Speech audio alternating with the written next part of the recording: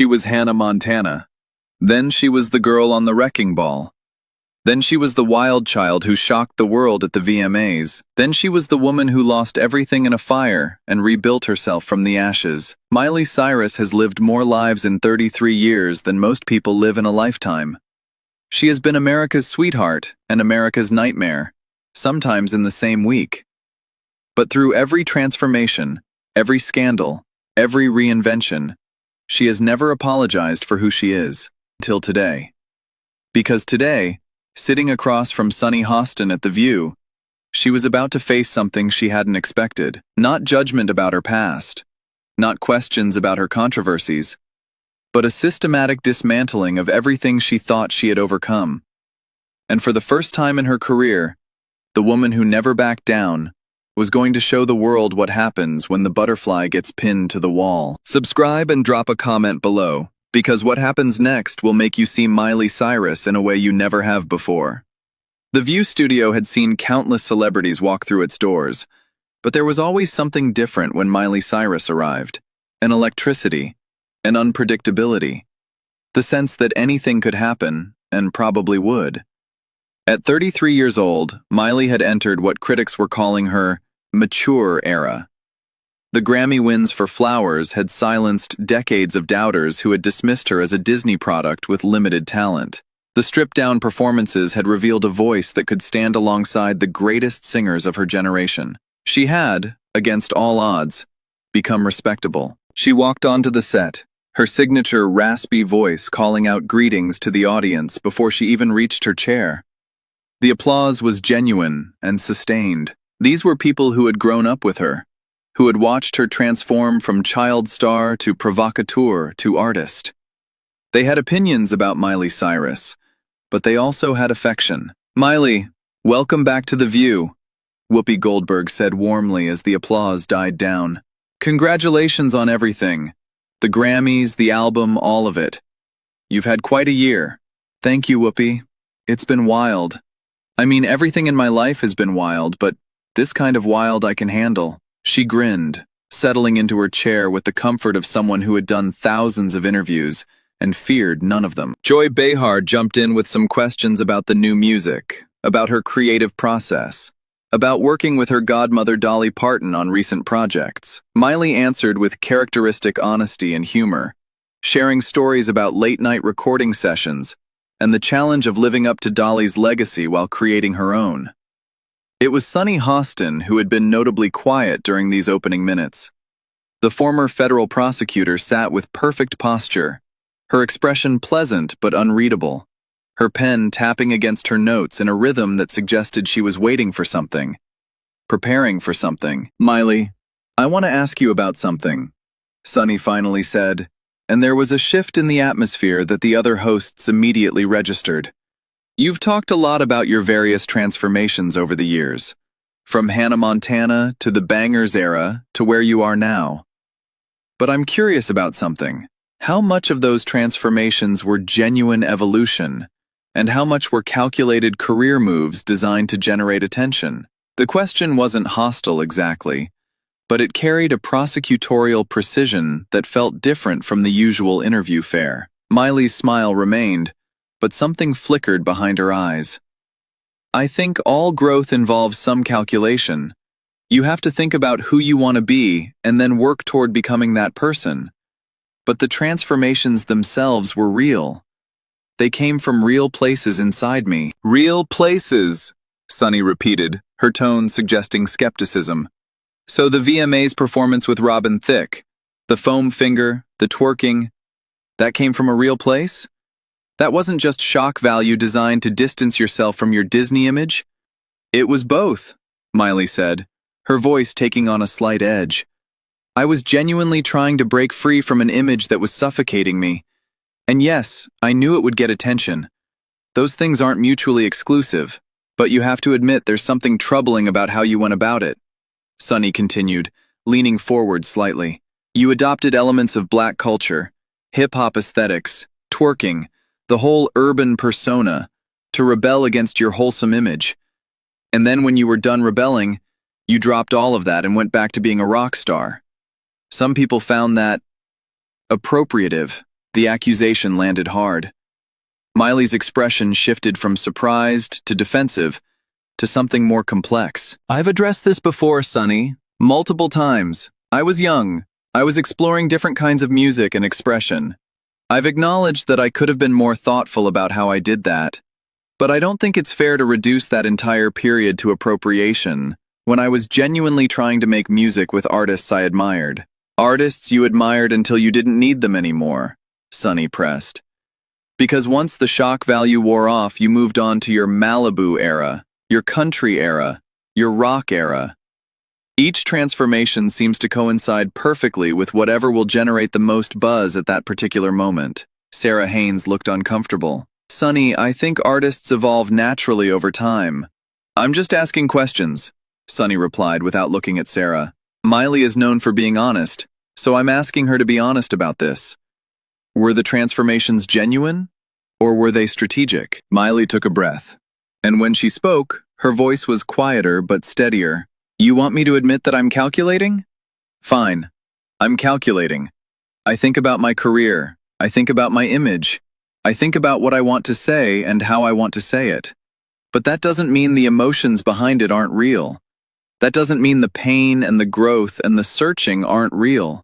What pain? Sonny asked.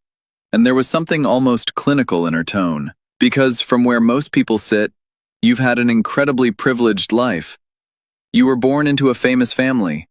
You got your Disney show when you were 11 years old. You've never had to struggle for anything. The accusation of privilege seemed to strike something deep in Miley. Her jaw tightened visibly. Never struggled for anything? You want to talk about Sonny? Let's talk about struggle. Her voice was rising now, the raspy quality becoming more pronounced as emotion took over. Let's talk about being a child star who had to work 14-hour days while other kids were playing with their friends. Let's talk about having your entire childhood documented and judged by millions of strangers. Let's talk about becoming a commodity before you're old enough to understand what that means. She leaned forward in her chair. I was Hannah Montana. Do you know what that means? It means I was a product, a franchise, a brand. I had lunchboxes with my face on them before I had my first kiss. I had dolls made of me before I understood who I actually was. My identity was owned by a corporation. She took a shaky breath. And my own father was part of that machine. I love my dad. I always will. But he was also my co-star, my manager's client, someone whose career was intertwined with my success. Do you know how complicated that is for a child? To never know if your parent is hugging you because they love you or because you just booked a big deal. To watch your family's finances rise and fall based on your popularity. Her voice cracked. I'm not saying my dad didn't love me. He does. But the business got into everything. It infected relationships that should have been pure. It turned family dinners into production meetings. It made me question every interaction, every compliment, every moment of affection. The studio was getting quieter now as Miley's voice filled the space. So I rebelled. I did things that shocked people. Because I needed to prove to myself that I existed outside of that character. That I was a real person, with real feelings and real autonomy and real choices. If that looks like calculation to you, then you've never had your entire identity stolen from you before you're old enough to drive. Sonny didn't back down. I understand that child stardom has its challenges, but you were compensated extremely well for that work. You became wealthy beyond most people's dreams. Doesn't that privilege come with some responsibility to handle your public transformations more thoughtfully? Responsibility? Miley laughed, but there was no humor in it. You want to talk about responsibility? I was responsible for an entire production. Hundreds of jobs depended on me showing up and being perfect every single day. I was responsible for maintaining an image that would sell merchandise and concert tickets and movie deals. I was responsible for being a role model to millions of children when I was still a child myself. Her voice cracked slightly. Do you know what happens when a kid is given that much responsibility? They break. They find ways to cope. Some kids turn to drugs. Some kids disappear. I chose to break publicly, loudly, in a way that I controlled. Because if I was going to fall apart, I was going to do it on my own terms. Sonny's expression remained impassive. But did you consider the impact on the young fans who looked up to you? The parents who had to explain to their children why Hannah Montana was suddenly doing explicit performances and smoking marijuana on camera? Those parents should have been parenting their own children instead of expecting a teenager to do it for them. Miley shot back. I never signed up to raise anyone's kids. I signed up to play a character on a TV show. The fact that people confused me with that character is their problem, not mine. That's a very convenient way to avoid accountability, Sunny replied coolly. You benefited enormously from children's devotion to Hannah Montana. But when it came time to consider those children's well-being, suddenly it wasn't your responsibility? Miley stood up abruptly, and the movement caused a ripple of tension through the studio. You want to talk about accountability? Let's talk about accountability. She began pacing, her energy too intense to remain seated. I have been accountable for every choice I've ever made. I've done interviews where I've explained my thinking, acknowledged my mistakes, talked about what I've learned. I've been more transparent about my struggles than almost any celebrity in history. And it's still not enough for people like you. She pointed at Sunny, her voice rising. You sit there with your law degree and your prosecutor's tone, asking questions designed to make me look bad.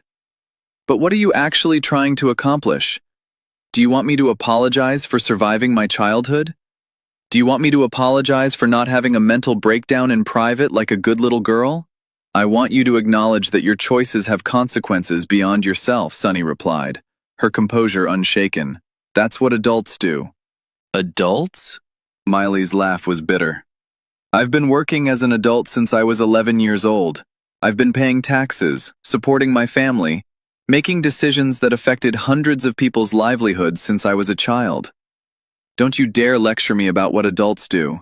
She stopped pacing and faced Sunny directly. You know what I've learned about accountability in my 33 years? Real accountability isn't about satisfying your critics. It's about being honest with yourself about who you are and who you want to be. It's about making amends where you can and forgiving yourself where you can't. It's about getting up every day and trying to be better than you were yesterday. Her voice dropped, becoming more personal. I've been in therapy for years. I've worked through my issues with addiction, with identity, with the trauma of growing up in public. I've built genuine relationships with people who knew me before I was famous and who will know me after. That's my accountability. That's my growth. And I don't need your approval to validate it. Sunny remained unmoved. That's beautiful rhetoric, Miley. But let me ask you this. Your recent success, the Grammys, the critical acclaim, isn't that also a transformation? The wild child becomes the serious artist? And isn't that transformation also perfectly timed to what audiences want to see right now? The question seemed designed to trap her, to make any answer look like a confession of manipulation. Yes, Miley said quietly. It is a transformation. And yes, it aligns with what audiences want to see. But you know why? Because I finally became the person I was always supposed to be. The timing isn't manipulation. It's healing. I spent years running from myself, and I finally stopped running. She sat back down, but her energy remained coiled and intense. You want to know the real story? Here's the real story. I lost my house in the Malibu fire. Everything I owned. All my awards, all my memorabilia, everything that connected me to my past. And instead of feeling devastated, I felt free, because I realized that none of those things were me. I was still here, still standing, still capable of making music and connecting with people and building a life. Her eyes were bright with unshed tears. That fire burned away everything I thought I needed to be Miley Cyrus. And what was left was just me, a person, not a brand, not a transformation, not a calculation. Just a woman who had survived her childhood and her fame and her mistakes and was still here, still trying, still fighting. Her voice wavered, but she pressed on. And then my marriage ended, publicly, painfully. Everyone had opinions. Everyone knew whose fault it was. Everyone had something to say about Miley Cyrus's failed relationship. But none of them knew what happened inside our house. None of them knew the compromises I made, The person I tried to become for someone else. The parts of myself I buried because I thought that's what love required. She wiped her eyes with the back of her hand. So I wrote flowers. Not as a calculation, not as revenge, as survival. I wrote it because I needed to remind myself that I could love myself even when someone else stopped loving me. That I didn't need anyone's approval or affection to be whole. And somehow, that song connected with millions of people who needed to hear the same thing.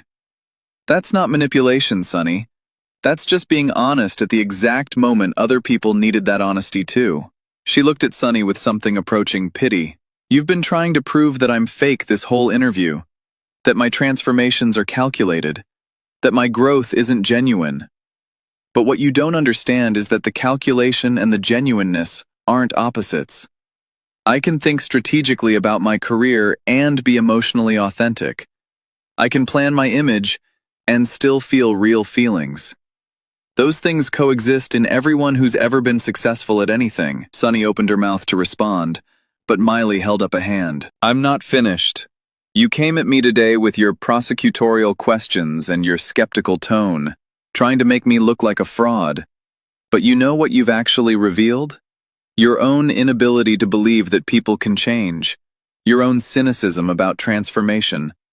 Your own assumption that success must be manipulative.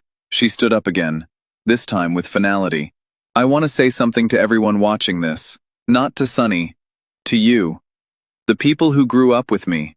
The people who watched me fall apart and put myself back together. The people who are maybe going through their own transformations right now. Her voice strengthened. You don't have to apologize for changing. You don't have to justify your growth to people who've already decided you're fake. You don't have to remain the person you were just because that's who other people expect you to be. Change is not betrayal. Growth is not manipulation. And anyone who tries to make you feel bad for becoming a better version of yourself is revealing their own limitations, not yours. She looked at Sonny one final time. Dolly Parton once told me something I'll never forget.